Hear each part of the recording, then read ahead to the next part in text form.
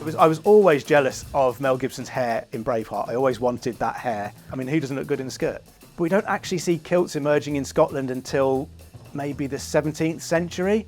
Hi, I'm Matt Lewis, co-host of the Gone Medieval podcast, and today I've put my war paint on and got my massive two-handed sword out to go into battle against maybe one of the most criticised historical epics of all time. This is History Hit's deep dive into Braveheart.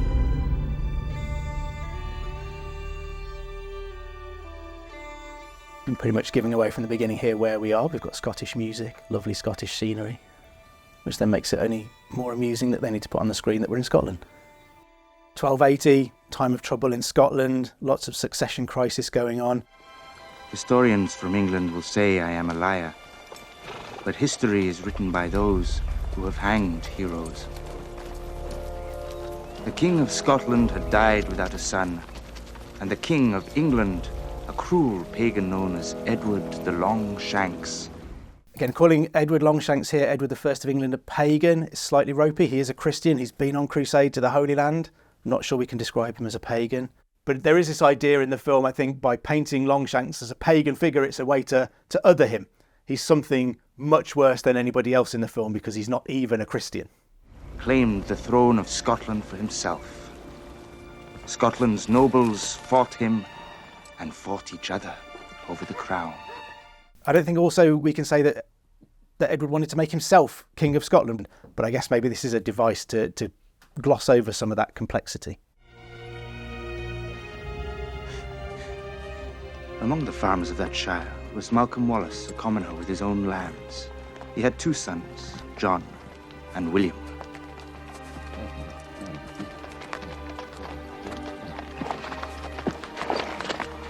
I told you to stay. Well, I've finished my work. Where are we going? The Gandrews. He was supposed to visit when the gathering was over. Can I come? No, go home, boy. So William Wallace's father, we don't really know anything about William Wallace's family. We're not certain who his father is. There are several candidates for who it might have been, but he seems to have been from a minor noble family. So maybe he's not quite a commoner. Maybe he wouldn't be turning up quite as dirty and scruffy as this.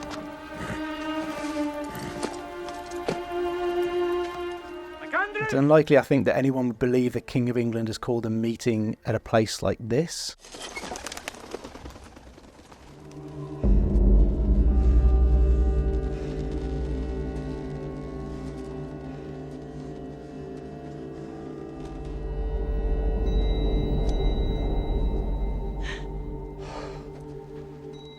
So they announced the dead bodies in the film as a load of Scottish nobles who have gathered for this meeting with Edward I. And again, they don't dress like nobles, they don't look very much like nobility. So there's an effort here to paint the Scots as somehow inferior to the English, which is odd in a film that is championing the Scots' point of view. There's never a record of this kind of meeting taking place where Edward I gathers a load of Scottish nobles together and ambushes them and executes, every nobleman and his page we see hanging there together in the barn.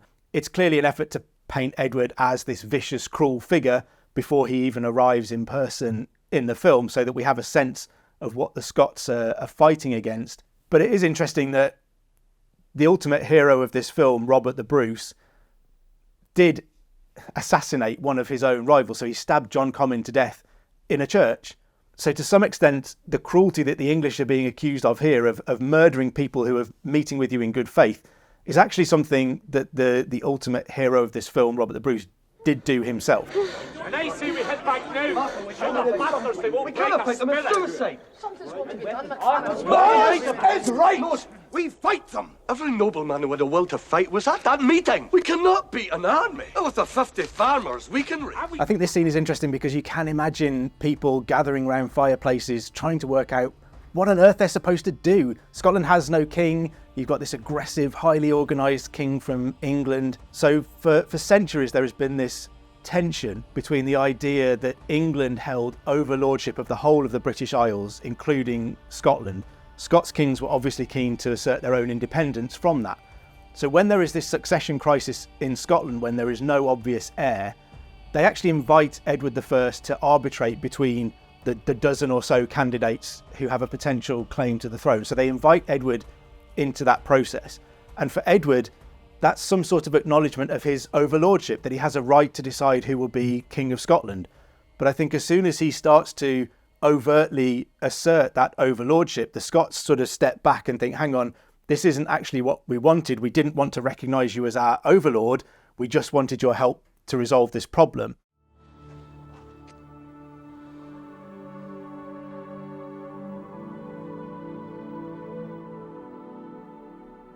So because we don't really know who William Wallace's father was, it's hard to know whether he died while William was a child. I think people would have got quite used to seeing dead bodies if you suffered a fair bit of loss in your life.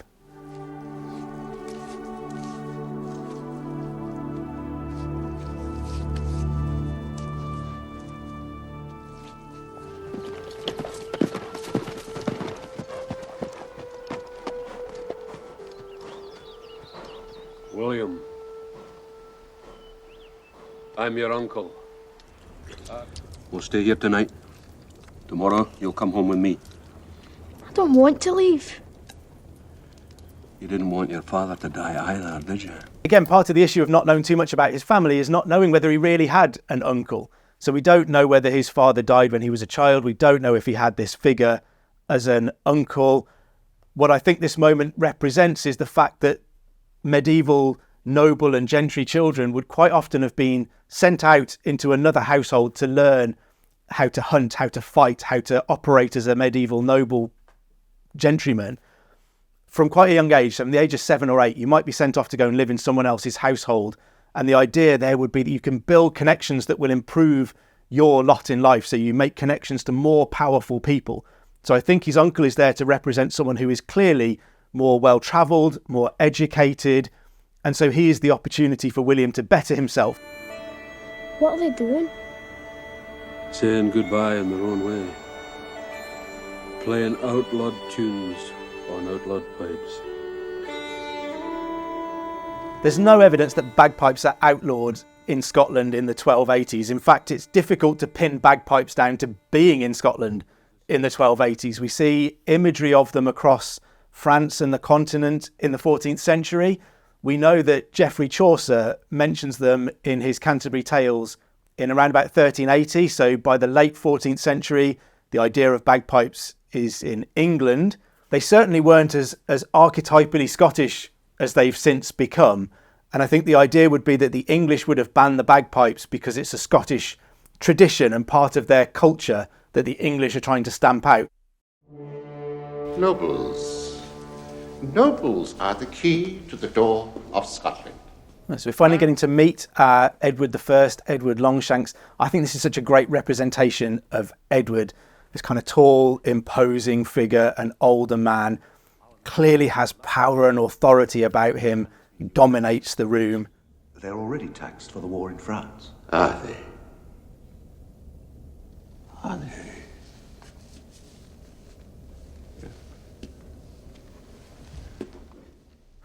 Talking here to his daughter-in-law.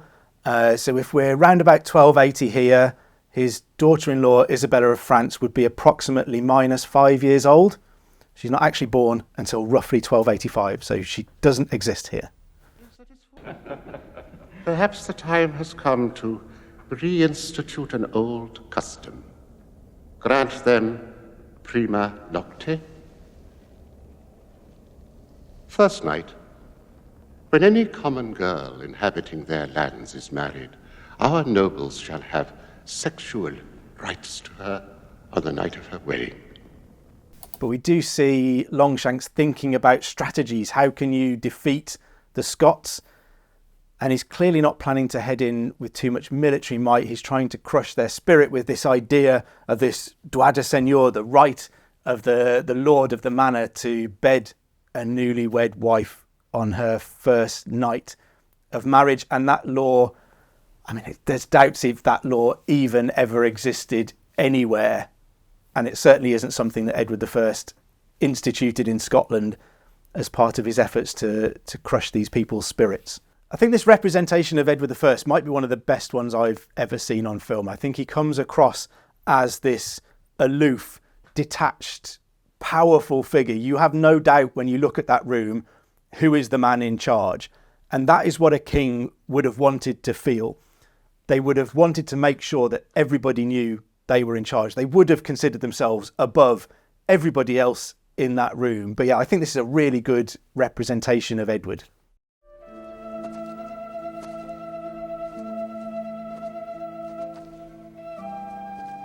So here we've got William marrying his betrothed Murren in secret so that they can avoid this idea of prima noctu, which doesn't really exist anyway.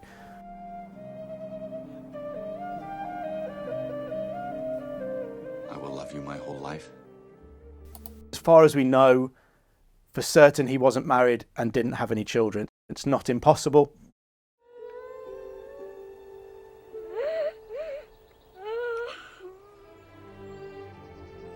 Interestingly, the first idea that he had a wife and that she had a name, Marion Braveheart, appears in a reworking by a poem by Blind Harry in around about the 1570s.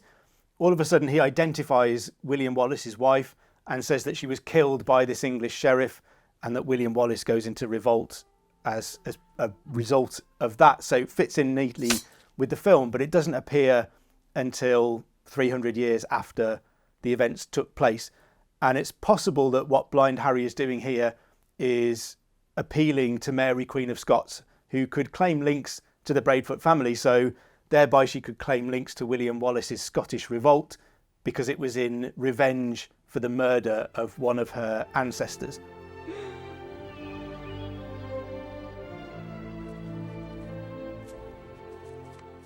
It's really tricky to talk about what Wallace is wearing. So what he's wearing appears to be something like a kilt.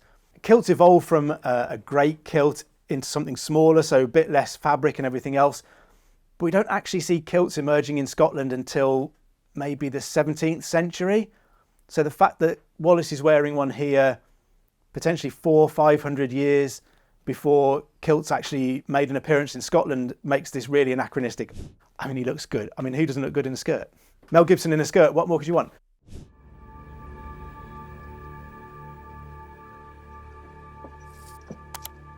Patrol returning, my lord. So we've got an English kind of wooden palisaded fort here, which would represent something that in the medieval period you would throw quite quickly in hostile territory. In an ideal world, you'd be building your castles out of stone by now. Edward I, absolutely massive on his stone castles, absolutely loved them. Saw lots and lots of them in the Holy Land and on his travels. But this is the kind of thing you might have built in hostile territory to protect yourself reasonably quickly and to be able to put up. And what we're seeing here is William Wallace infiltrating the English by wearing their uniforms and getting inside their camp. There are lots and lots of medieval stories of this kind of tactics. The argument about trickery in medieval warfare is an interesting one. Terrible, evil tricks if your enemies do them. They're incredibly clever military tactics if you do them and they work. Burn it. And of course, wood burns. The first recorded act of rebellion of William Wallace comes in 1297 when he and a couple of dozen associates attack the sheriff of Lanarkshire and they end up killing the sheriff. So not entirely dissimilar to the scene that we see in the film there. One of the things that this film does is miss out completely a man named Andrew Moray, who was considered by most to have been the instigator, the early leader of the Scots' efforts in the Wars of Independence. So he is missing entirely from this story, but that magnetic leadership quality and being someone that people want to follow is obviously transferred into William Wallace in this film. And I don't think that's unreasonable. His later career will suggest that he did have lots of those qualities. Some men are longer than others. Your mother been telling you stories about me again, eh? Volunteers coming in. So we kind of see William Wallace here gathering together this kind of rabble, growing rabble in the woods. Possibly wouldn't have looked... This is a bit Robin Hood for my liking, I think. What William Wallace would have been doing is trying to harness noble support who could bring armies, not get together, scraps and rabbles.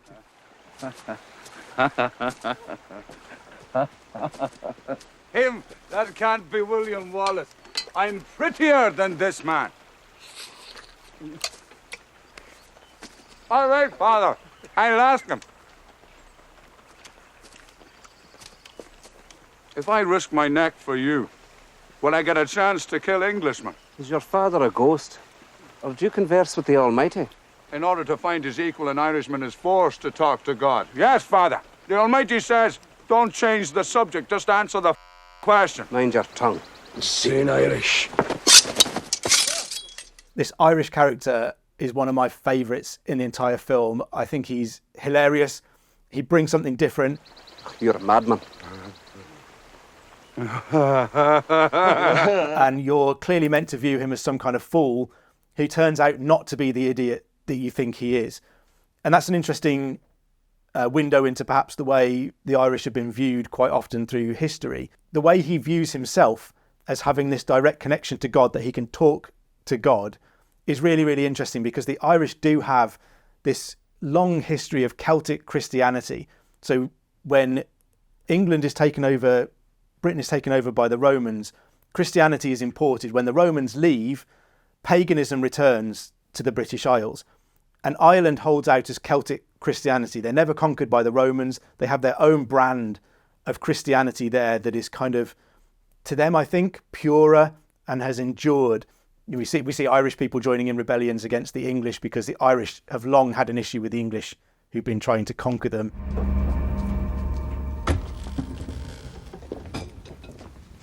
Here we see Robert the Bruce scratching his chin, clearly going to see his dad.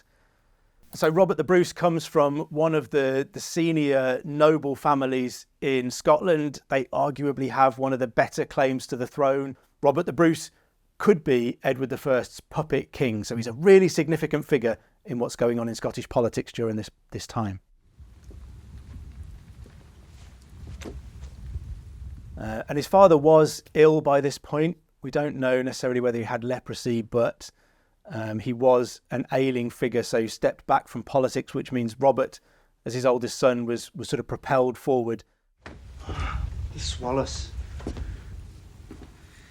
He doesn't even have a knighthood, but he fights with passion, and he inspires.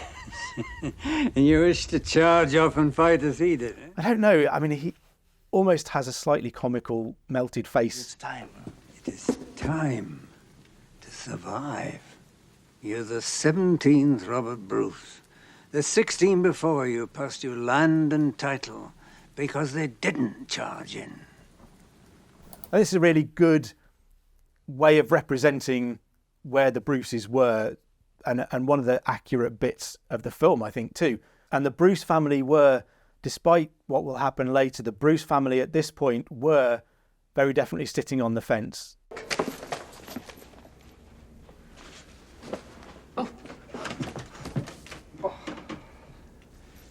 Oh, lovely. Edward's got a present from the Scots.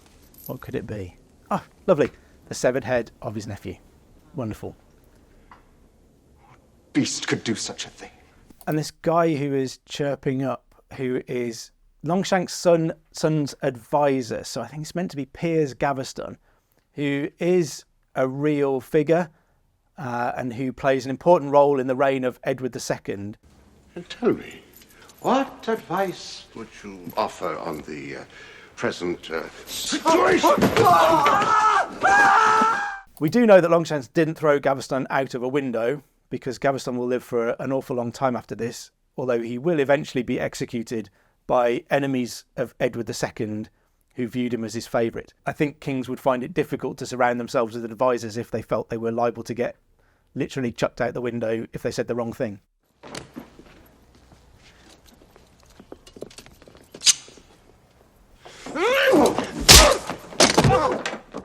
Not sure that Edward II ever pulled a knife on his dad, Edward I, either. There's not really any evidence that Longshanks hated his son. I mean, his son is the future of his dynasty. Longshanks wants him to be the best king that he can possibly be.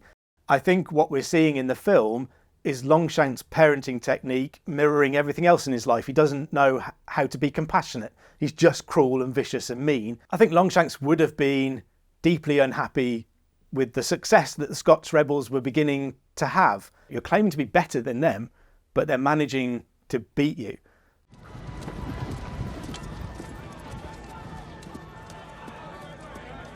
Interesting, I can see his huge weapon already appearing over his shoulder. Right, so Wallace has finally come for a fight. Stirling Bridge is the first big encounter between Scottish army and English forces.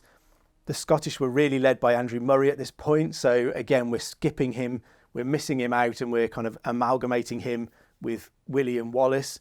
But this is the first time that they're going to go head to head in a big full-on in the field battle. So we've got him here in blue and white face paint. There's no evidence whatsoever that Wallace and his forces employed this. It kind of harks back to Pictish, pre-Roman kind of tendencies to wear this kind of paint, I think.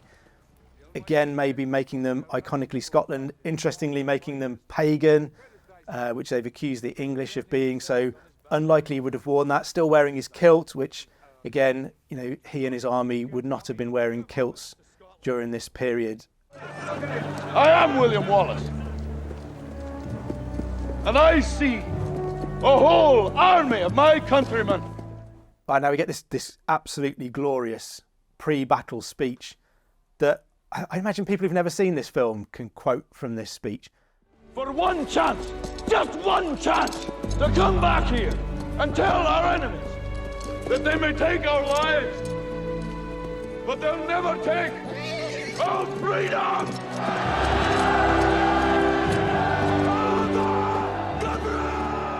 As a rousing piece of nationalistic rhetoric, I think it's absolutely great. You know, these people are here to take our freedom, the thing that is most central and core to our being and our sense of self, and the thing that we can protect for ourselves.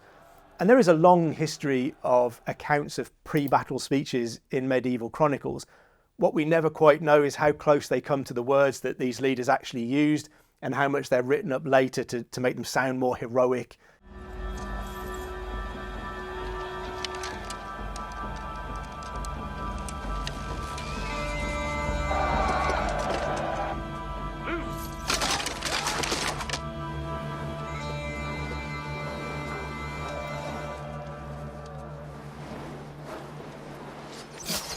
We see the English here relying on their archers to begin with, but then they're also going to send in their heavy cavalry. This is a tactic that was prevalent all across Europe at this point. You have your knights on their horses, effectively the tanks of the medieval battlefield, able to charge across and plough into the enemy.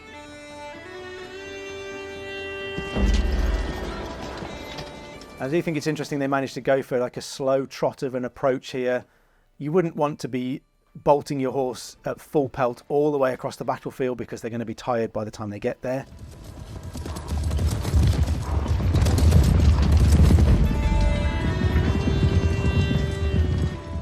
I mean, cinematic terms, this looks absolutely epic, having this heavy cavalry charging across the field.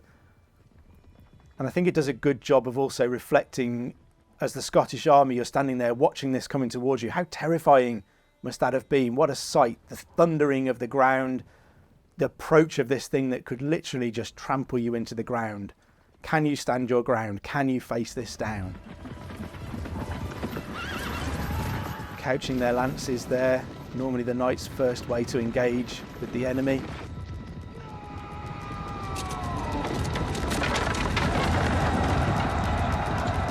And the Scots fall back on this idea of the hedgehog formation, so putting out long spears in front to stop the heavy cavalry being able to get in. We do know this is a tactic the Scots used, and so incredibly effective against stopping heavy cavalry, exactly as it's being depicted here, really. I guess the issue we've got here is this is the Battle of Stirling Bridge, and Mel, where's my bridge? I've got no bridge at the Battle of Stirling Bridge, which seems like a huge oversight.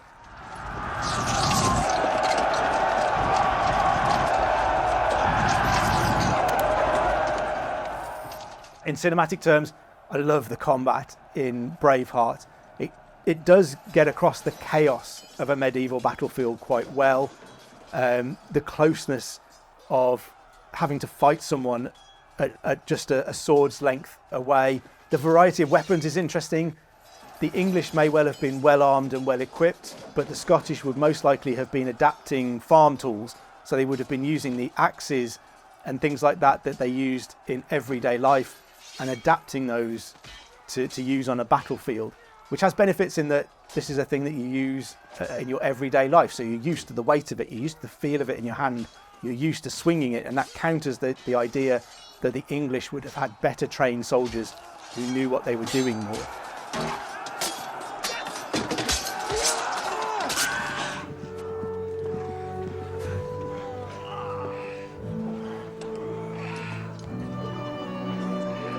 And the aftermath of a medieval battle would have been this kind of array of bodies, this sea of bodies screaming, the injured, people trying to save friends and family.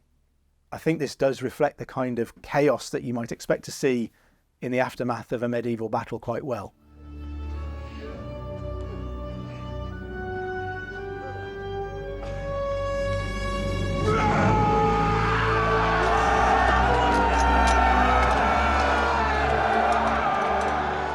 I mean, these are goosebump moments in films like this, I think. It is definitely epic, even if the history isn't entirely right. The Scottish are definitely the underdog in this whole fight, in this whole war. The English are viewed as much better equipped, much better financed, much better trained. I don't think they were quite the rabble that they're presented in this film. There would have been much stronger noble involvement in what's going on, but nevertheless, the Scottish are definitely the underdogs. This battle bears absolutely no resemblance to the real Battle of Stirling Bridge. I mean, the clue is in the name of it. There is a bridge. The battle is fought on a bridge over a river near to the castle of Stirling. In the real Battle of Stirling Bridge, the English are crossing over that bridge with their huge army, and the Scottish wait until a portion of the army is across and then they attack. So they're attacking a much smaller enemy than they would have if they faced the whole English army in the open field. And so there is this tactical brilliance in waiting for that point at which your enemy are vulnerable enough to attack them, and we lose all of that in this depiction. I guess in cinematic terms that's quite a difficult thing to present, a big battle on a bridge, and it's maybe easier to do it in the open field, but we do lose an important aspect of the history and of the story of Stirling Bridge by having no bridge at the Battle of Stirling Bridge.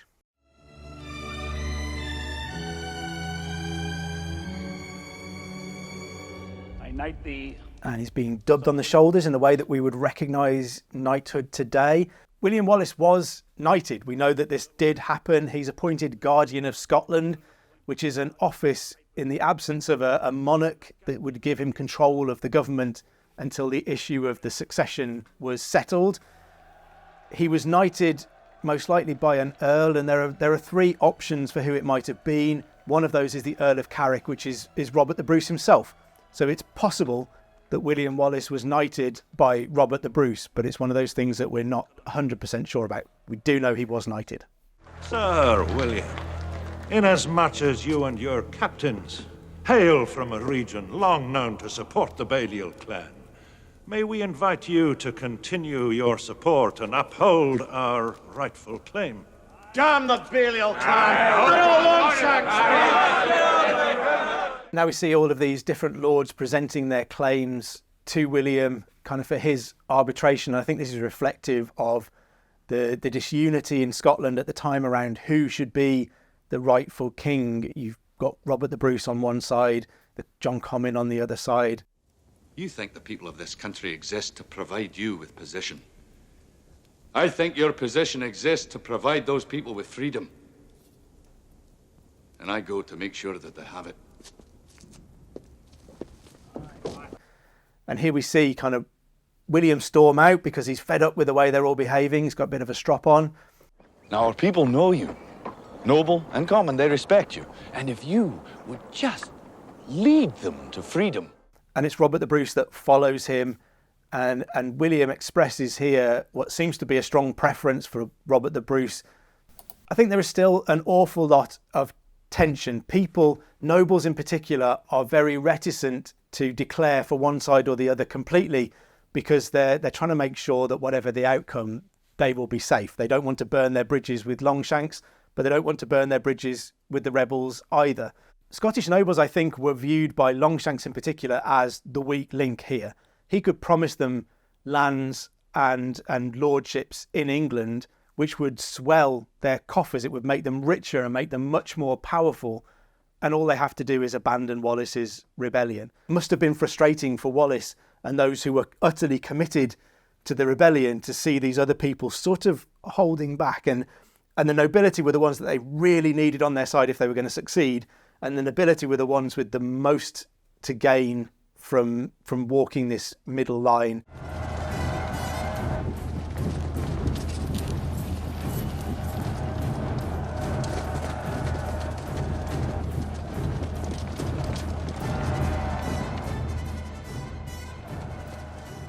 So we've got the two forces charging together here. I love the fact that they've all done a 400-metre sprint before they're going to get ready to fight. Except that they're not going to fight, because this is the brilliant moment where the Irish join William Wallace's revolt. I mean, this didn't happen at the Battle of Falkirk. It's entirely plausible that the Irish might have had sympathy with the Scottish, but they didn't appear at Falkirk. They didn't swap sides. Flaming arrows, interesting, they appear so much in medieval films. Flaming arrows did exist. You would get an arrowhead with a little open space in the middle where you could put some wadding, and you would tend to get it smouldering and then fire it, and it's the oxygen that passes through it as it moves through the air that actually causes it to burst into flames. I don't think you would have very often fired these flaming arrows and set fire to everybody. I mean, we know at Falkirk, the Scottish army set themselves out in these small circular defensive groups with a wood at their back, but it turns out to be an absolutely terrible tactic, because the English archers are able to pick them off quite easily. Their circular defensive arrangements are easily circled by English cavalry and picked off, and ultimately it will end up in being a crushing defeat for the Scots. Again, I like the representation here of chaos on the battlefield, but we still lose that idea of these organised blocks of people moving backwards and forwards. And we sacrifice that in favour of something that frankly looks an awful lot better. It looks really cool to see people swinging swords and axes around everywhere.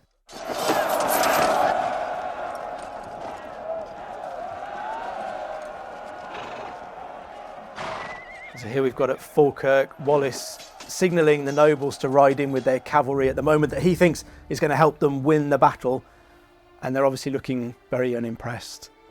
Forgot to put their proper riding shoes on, so they're all going to go home instead. Protect the king. And now we see Longshanks' mysterious knight being dispatched to finish off Wallace with his lance.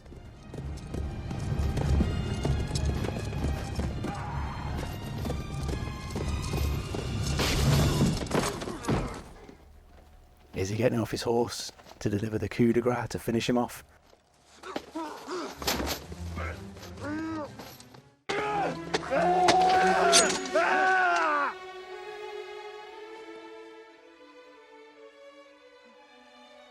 It's Robert the Bruce. I actually think this is one of the best bits of acting in the film. I think Mel Gibson is fantastic at this part.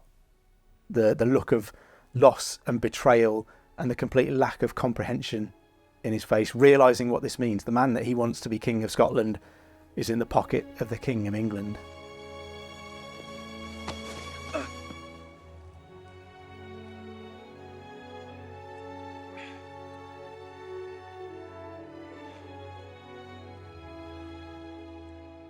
The Battle of Falkirk really was the first big set-piece failure for Wallace and the rebellion. They face up against Edward I's army. Edward I was there. This was a really big chance to get a build on the victory at Stirling Bridge to move the rebellion forward, but the tactics didn't quite work out this time as they had done at Stirling Bridge. It's a battle that's fought much more out in the open. So there's no evidence that at the Battle of Falkirk, Wallace is actively betrayed by the Scottish lords. They don't seem to have ridden the cavalry into the fight, but whether that's because they've been bought off by Longshanks, as is suggested in the film, is much less clear. They may well just have decided, this is going really badly and I'm not throwing my life away on this. There is absolutely no evidence that Robert the Bruce betrayed William Wallace. Dramatically in the film, it's brilliant. There's absolutely no evidence that it really happened in history. The Bruces were still on that tightrope walking that line, but there's no evidence that they were in Edward I's camp at the Battle of Falkirk.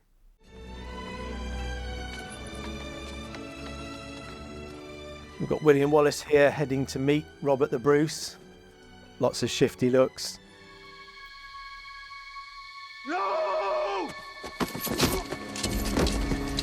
and that's it. William is taken by the English. So we do know that William is captured near to Glasgow. He seems to have been betrayed by a Scottish knight. It certainly wasn't Robert the Bruce being involved, wasn't members of the nobility as it was here.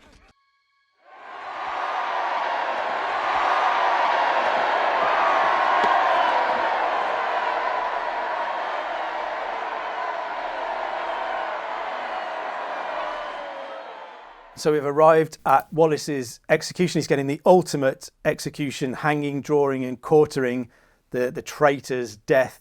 And we can see a big kind of display here. There's entertainment. It's almost like a party atmosphere. And the public element of executions during this period was really important. It reinforced the notion that this is what happens to criminals, that people could see the violence and the pain. That's it! Stretch him! It's important for the process here that he isn't killed, so we see him being strangled. The balance that they're trying to get here is to inflict as much pain and suffering as possible whilst keeping him conscious. So the skill, I guess, that's involved is in bringing him down just before he loses consciousness. Still breathing, still conscious, because they want him to face what is going to come next, the most gruesome part. Rise to your knees. Kiss the royal emblem on my cloak, and you will feel no more. And he's being offered mercy here. It's not impossible that people would have been offered mercy, particularly if he would have been willing to say what the king wanted him to say on the scaffold. And there is that idea of being offered a way out of the terrible pain that is about to come.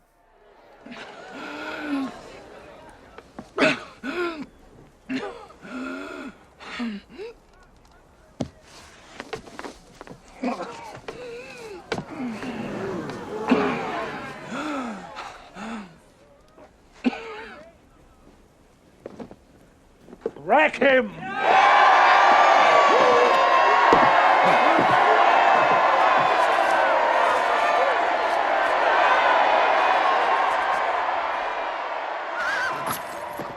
I mean, you don't necessarily see people being stretched like this as part of it, but it's not impossible. This is almost an equivalent of racking out in the open.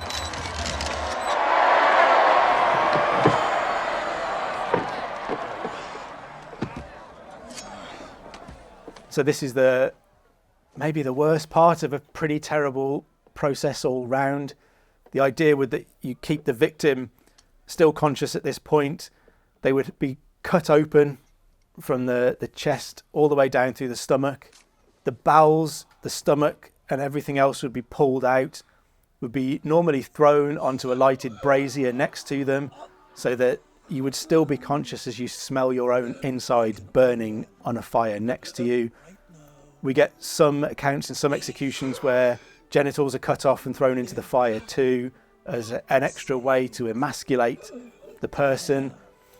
And I think here we see the crowd, starting to realise that this is pretty awful and gross and disgusting and not as much fun as they thought it was going to be. Jesus, mercy. And we see Wallace still being told to plead for mercy. The prisoner wishes to say a word.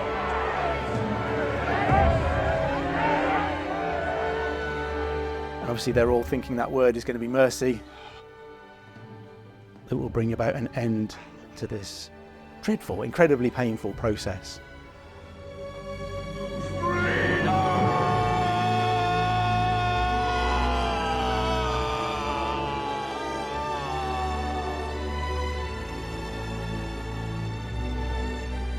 And we see Longshanks dying at the same time as William Wallace.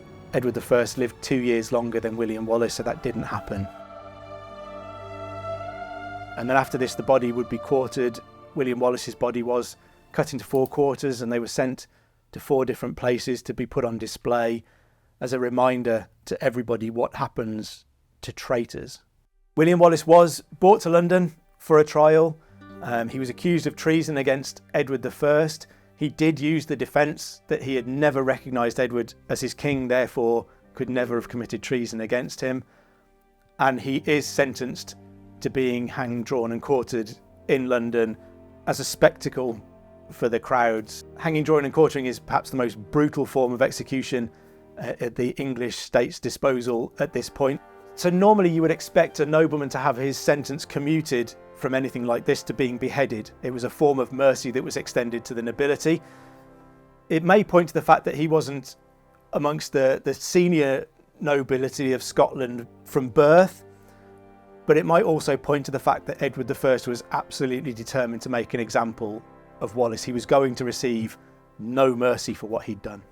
Braveheart is an incredible film. It's one of my favourite films of all time.